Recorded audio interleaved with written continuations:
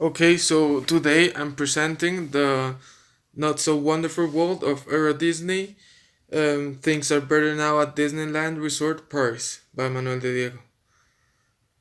Okay, so first of all, the case summary. In 1992, the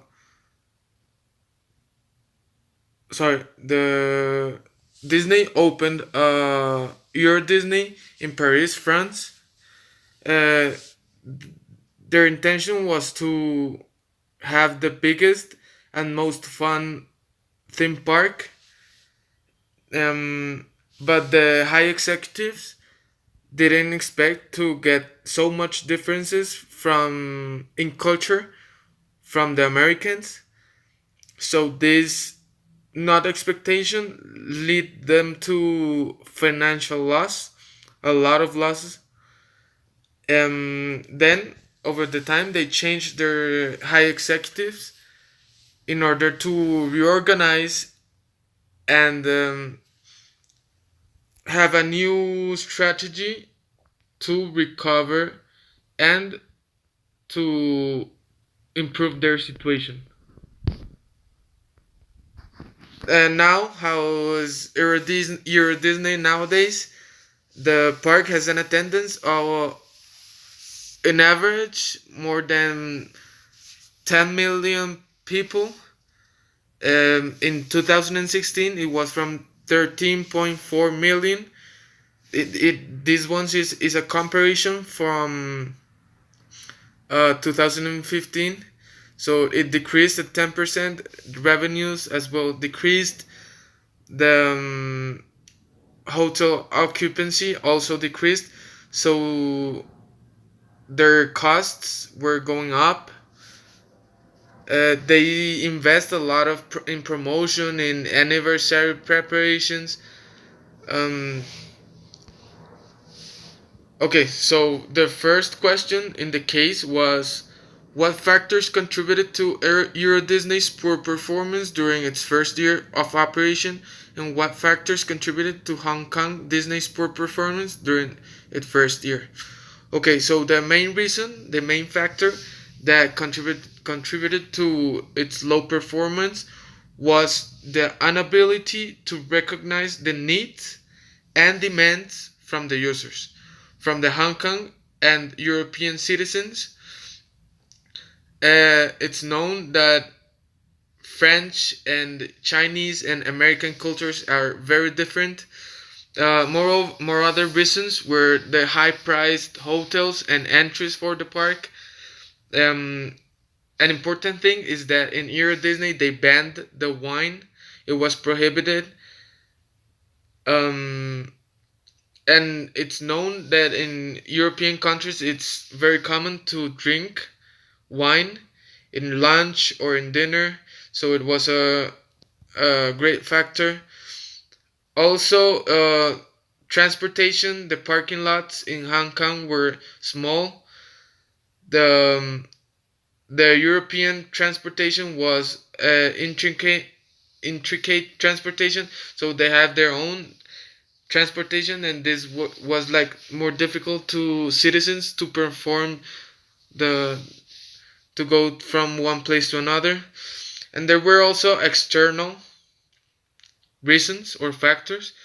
There was the Gulf War going on in Europe, near Europe, the airfare wars that raised the airplane tickets a lot.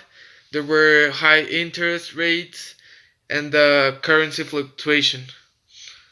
Okay, question 3 in the case was what role does ethnocentrism play in the story of Euro Disney's launch?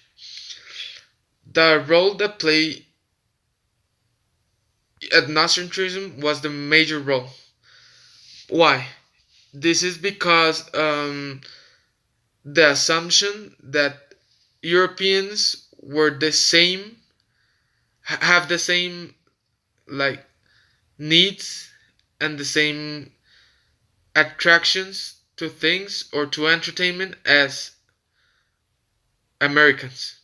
And this is not that way. Um, there's an acceptance in entertainment in the United States, like the marketing strategies would have to be different because culture is different. The food they have to use in the park is different. The prices, the finances are different, and ethnocentrism was the major role because of that. Because of the assumption these two cultures weren't that different, and they are. And also because from the part from European, because they were close-minded and they didn't give a chance to the US model. So they said, like, if it's not our way, you have to go. Okay, in question number 6 is, in the case is, why do you think the experience in France didn't help Disney avoid some of the problems in Hong Kong? Okay, I think it did help in terms of in cultural things, like in the food they use, the customs, the big dresses Chinese people use.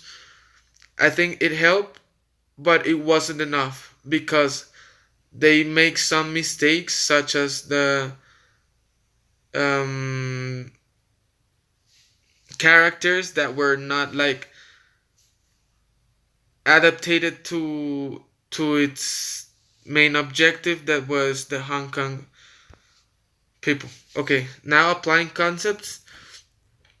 The first concept is segmentation or market objective. They didn't do segmentation. They didn't segment the market. They didn't have clear market objective, and that's what that happened in Europe. They didn't evaluate the political or commercial risk, and that's why when they were there, they were affronting the Gulf War. The barriers of entering market that were cultural and adaptation, and that was what happened.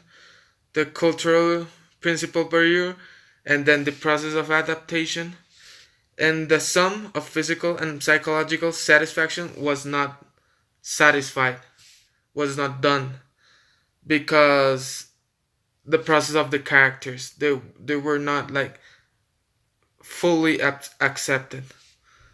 Okay, so that is the presentation, the case analysis from EuroDisney, now called Disneyland Paris. Thank you.